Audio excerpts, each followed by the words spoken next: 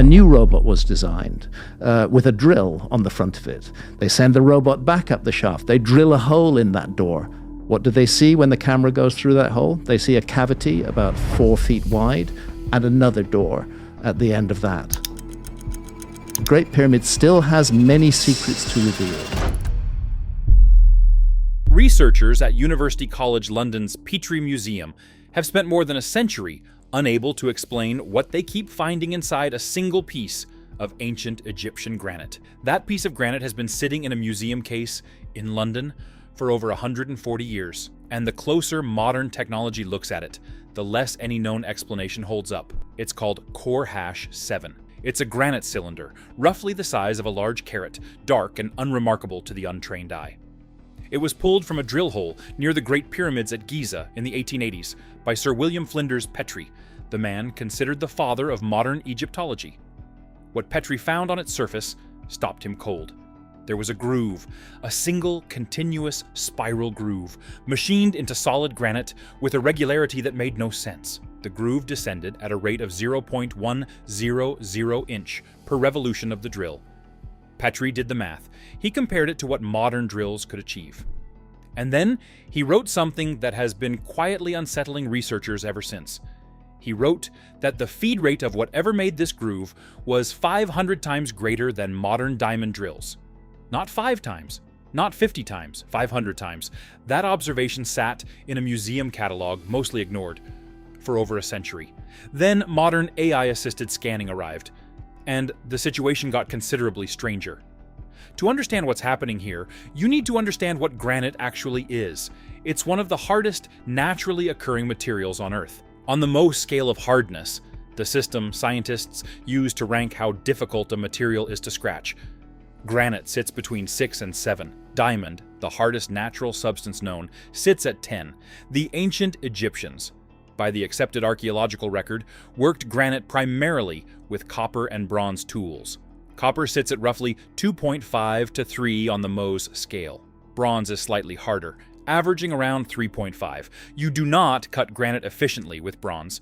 A child can scratch bronze with a fingernail. The mainstream explanation has always been that the Egyptians used those softer metal tools as hollow tubes, rotating them by hand with a bow drill mechanism, and fed quartz sand underneath as an abrasive. The sand, being harder than the metal, would grind through the stone slowly. It worked in experiments, it's a reasonable theory, and for most of the 20th century it was largely accepted.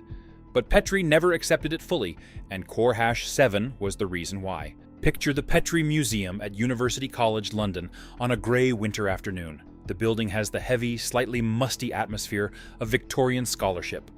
Dark wood, old glass, and cabinet after cabinet of artifacts that look modest from a distance, but hold something quietly extraordinary when examined up close. Core Hash 7 sits in such a cabinet. It's not flashy. There's no dramatic lighting.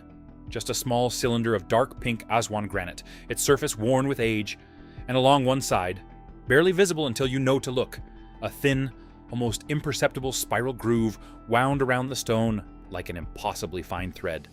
The Petrie Museum is named for the man who found it. Sir Flinders Petrie was meticulous almost to a fault. He didn't speculate carelessly. So when he published his findings in 1883 in The Pyramids and Temples of Giza, the passage describing Core Hash 7 was precise and deliberate. He wrote that the spiral groove could only be explained by the use of fixed jewel points, not loose abrasive sand, fixed jewel points, the equivalent of diamond-tipped cutting tools. He then wrote something that has been quoted and requoted ever since. Modern diamond drill cores are clumsy and smudged work when compared to the Egyptian cores. That's not a fringe blogger from the internet. That's the father of modern Egyptology, writing in 1883. For a long time, his observations remained a footnote, debated, contested, filed away. But in 2025, a peer-reviewed study published in NPJ Heritage Science, a journal under the Nature Publishing Group, brought the question back to the surface with a new kind of evidence. And this time, it wasn't a hunch, it was data. Dr. Max Fomichev-Zamilov is not an Egyptologist. He's a physicist and computational scientist, the founder of Maximus Energy Corporation, and a former professor of computer engineering at Penn State University. His specialty is precision measurement, and in 2025, his attention turned to a collection of ancient Egyptian stone vessels. His paper, published in December 2025 in NPJ Heritage Science, did something no one had done before at scale. It applied rigorous metrology, the science of precise measurement, to pre-dynastic Egyptian granite vases. Fomichev-Zamilov scanned 19 vessels from the Petrie Museum collection using structured light 3D imaging. He then compared those scans against 25 modern machine-made vases and 24 contemporary handcrafted ones. He was looking for concentricity, how perfectly round and centered the interior and exterior surfaces were, and circularity, how close the cross-sections came to a mathematically perfect circle. The results were striking. Several of the ancient Egyptian vessels showed shape deviations of just 15 microns. A micron is 1,000th of a millimeter. Human hair is roughly 70 microns wide. These objects, made somewhere between 5,000 and 6,500 years ago, were more geometrically precise than vases turned today on modern industrial CNC lathes, the computer-controlled machines we use to manufacture precision components. Well, not equal to them, more precise. Some of the modern machine-made vases in his comparison showed higher error rates than the ancient Egyptian originals. The data is public. Fomichev-Zamilov made his scan files downloadable. Anyone with access to metrology software can verify the numbers. And the paper passed peer review in one of the world's most respected scientific publishing houses. That alone would have been enough to rewrite the textbooks. But the team wasn't done. There's a moment in scientific research when the data stops being surprising and starts being uncomfortable. That moment was coming. Inside the vases, there's another layer to this mystery.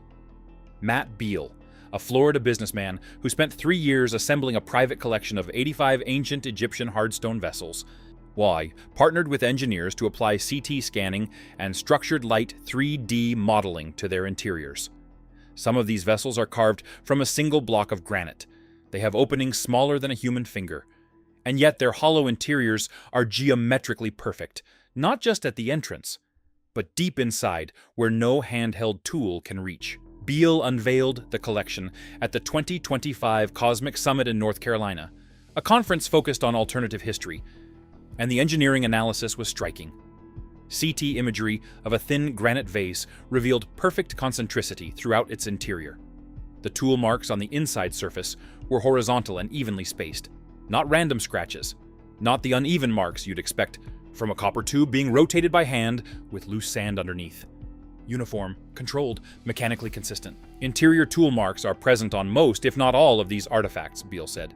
You just don't get those fine, precise lines inside these objects unless they're being cut with a very sharp, mechanically guided tool. This is where the skeptic's rebuttal deserves a fair hearing. Mainstream Egyptology has a response to all of this, and it's not unreasonable. Researcher Dennis Stocks spent years replicating ancient Egyptian stone drilling techniques in a 2001 experiment conducted in Aswan, at the actual granite quarries where the Egyptians sourced their stone. He used a copper tube, a wooden shaft, and quartz sand abrasive. He produced drill holes. He produced striations inside those holes.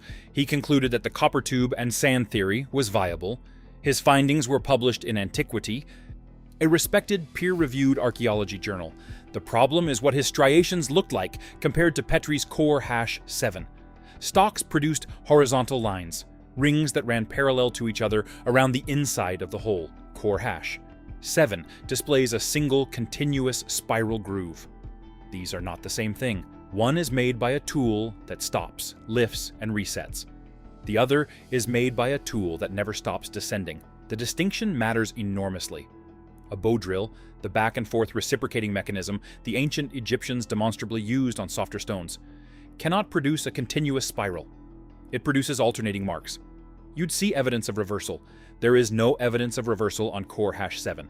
The data was clear. The implications were anything but. This is the detail that keeps researchers up at night. At some point in the early 2000s, 2 engineers from Rolls-Royce Aerospace, Eric Wilson and Joshua Gear, both based in Indianapolis, traveled to the Petrie Museum to examine core hash 7 directly. These weren't ancient history enthusiasts. They were professional precision engineers whose work involved analyzing how rotating tools cut through hard materials. That's the literal job description. Their conclusion, after physical examination of the artifact, on core #7 are spiral, not horizontal, not concentric rings. A genuine, continuous spiral, exactly as Petrie had described in 1883, and exactly as aerospace engineer Chris Dunn had claimed in his 1984 article in Analog magazine, Advanced Machining in Ancient Egypt. Dunn, who spent decades working in aerospace manufacturing, he's spent hours in the Petrie Museum examining the cores personally. His conclusion was specific. The spiral groove indicates a cutting rate of 0.100 inch per revolution of whatever drill was used.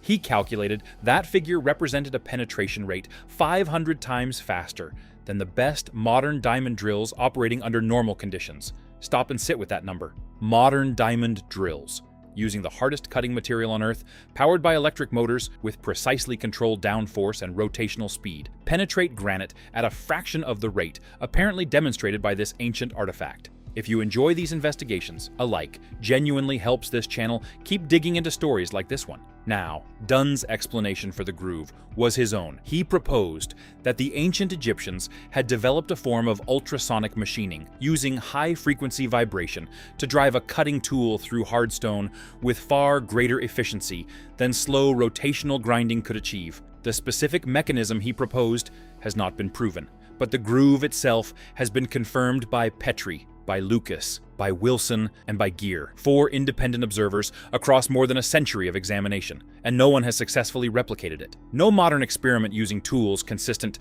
with the accepted Egyptian toolkit, copper, bronze, wood, quartz sand, has produced a continuous spiral groove in granite with anything approaching this feed rate. Not in controlled experiments, not in Aswan, not anywhere. Here's what changed in the last 5 years. AI-assisted imaging finally made it possible to study tool marks at a resolution that the naked eye, microscopes, and even earlier digital cameras couldn't match. In 2023, conservator Anna Serrata at the Metropolitan Museum of Art published a study in the Revista del Museo Egizio, the journal of the Egyptian Museum in Turin, titled Reading Tool Marks on Egyptian Stone Sculpture. Her team applied a technology called Reflectance Transformation Imaging, or RTI. RTI works by photographing an object under dozens of different lighting angles and using software to reconstruct the precise three-dimensional shape of every microscratch, groove, and indentation on the surface. It can detect features as small as a fraction of a millimeter that are completely invisible under standard lighting.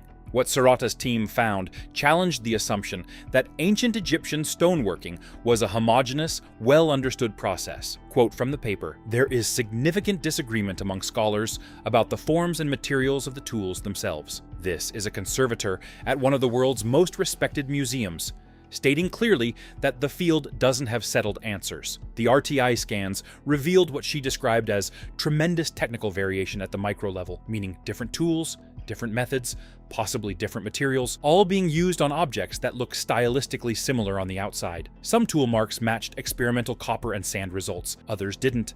Others were stranger still, regular, uniformly spaced grooves, whose geometry suggested a fixed cutting point rather than a loose abrasive. This is where the story splits. One path leads to the conventional explanation. The other leads somewhere considerably more uncomfortable. Pause here and ask the obvious question. If the ancient Egyptians did possess some form of precision rotary machining, a technology that could carve granite to tolerances tighter than modern CNC equipment, where did it go? There's no image of it in any tomb painting, no hieroglyphic inscription, no surviving example of the tool itself. Over 140 years of Egyptological excavation has not turned up a single mechanism that could plausibly explain core #7. Or the 15-micron vases. Of course, there are simpler explanations. Mainstream scholars point out that the absence of tool evidence doesn't confirm advanced technology. It might just mean the tools were made of perishable materials that rotted away, or that they were recycled and melted down. Copper and bronze were valuable. You didn't leave them in the ground. Some researchers also suggest that exceptional artisans working over many years could achieve surprising precision through repetition alone, even with primitive tools. These explanations have merit. They shouldn't be dismissed. But Fomichev Zamilov's 2025 paper adds a wrinkle. His comparison data showed that the ancient Egyptian vessels don't just match modern CNC output. In some cases, they exceed it. In concentricity and circularity, in the consistency of their internal geometry. And these objects were made from granite, basalt, N and quartzite, stones rated between 6 and 8 on the Mohs hardness scale. You don't accidentally exceed modern CNC tolerances working those materials by hand, no matter how skilled you are. Some researchers have proposed something more structured. A lost technological tradition, inherited from a pre-dynastic civilization we haven't yet identified, whose practical knowledge of stoneworking was passed down without the cultural need to document it. Matt Beale framed it carefully. Beale's assertion is not that ancient Egyptians didn't make these vases, but that they inherited a technological tradition now lost to time. If we take that idea at face value, it carries a significant implication. The early dynastic period in Egypt, around 3100 BCE, is often described as the moment Egyptian civilization suddenly appeared, and already remarkably sophisticated, with almost no visible developmental stages before it. The stone vessels predate the dynasties. Some of them have been dated to the pre-dynastic period, as far back as 4000 BCE. That puts the highest precision objects at the beginning of the record, not the end. That's the opposite of what we'd expect from a civilization learning and improving over time. One controversial theory, proposed within the broader framework of research by figures like Graham Hancock, suggests that Egyptian civilization, including its most precise technical achievements, may represent the preserved knowledge of an older, now vanished culture. The specific mechanism by which granite vases with 15-micron tolerances could be produced is never specified, but the dating anomaly, best precision at the start, not at the peak, is a real pattern in the archaeological record, and it doesn't resolve comfortably within the standard model of gradual technological development. Fomichev Zamolov himself is more measured. His 2025 Nature paper doesn't invoke lost civilizations. It identifies statistically that a subset of pre-dynastic Egyptian stone vessels cluster in a quality range that is distinct from both modern handcraft and is comparable to or beyond modern machine production. His conclusion is that this clustering indicates the use of precision tools. What those tools were, where they came from, and how they worked, he leaves explicitly open. Core hash 7 is still in its case at the Petrie Museum in London. It's been there since the 1880s. Over 14 decades of Egyptologists, engineers, physicists, and curious visitors have walked past it. Some stopped to look. A few leaned in close enough to see the groove. A handful spent their careers arguing about it. And it is still unresolved. That's the word that doesn't quite get said in most conversations about this topic. Not controversial, not disputed, unresolved. The spiral groove on core hash 7 has been independently confirmed by multiple observers across more than a century. No experiment using tools consistent with what the Egyptians demonstrably possessed has reproduced it. The 2025 peer-reviewed data from NPJ Heritage Science confirms that multiple pre-dynastic Egyptian granite objects were made with precision that, in some cases, exceeds what modern industrial machinery produces today. And we still don't know how. This matters right now, more than it ever has, because we are living in the first period in history where the technology exists to actually answer the question. Structured light 3D scanning, reflectance transformation imaging, AI-assisted pattern analysis that can detect tool mark geometry invisible to any previous examination method. Fomichev Zamolov made his scan data publicly available. Sirota's RTI methodology is replicable. The objects are still in museums, waiting. We're not speculating from blurry photographs anymore. We can measure the inside of a 6,000-year-old granite vase to within 15 microns. We can reconstruct the three-dimensional geometry of a groove left in stone by an unknown tool before writing existed. We have, for the first time, the instruments to ask the question with precision. And what the instruments are telling us is that the answer, whatever it is, doesn't match anything in the conventional toolkit. The data doesn't care about our comfort. It doesn't soften its conclusions for easier digestion. A measurement is a measurement. And when the most precise objects in the ancient Egyptian record appear at the beginning of the timeline, not the middle, not the end. When Petrie's feed rate calculations remain unreplicated after 140 years. When peer-reviewed 3D scans show tolerances that exceed modern CNC equipment. Something requires explanation. Something made those grooves. Something shaped those vessels. And we still don't know what it was.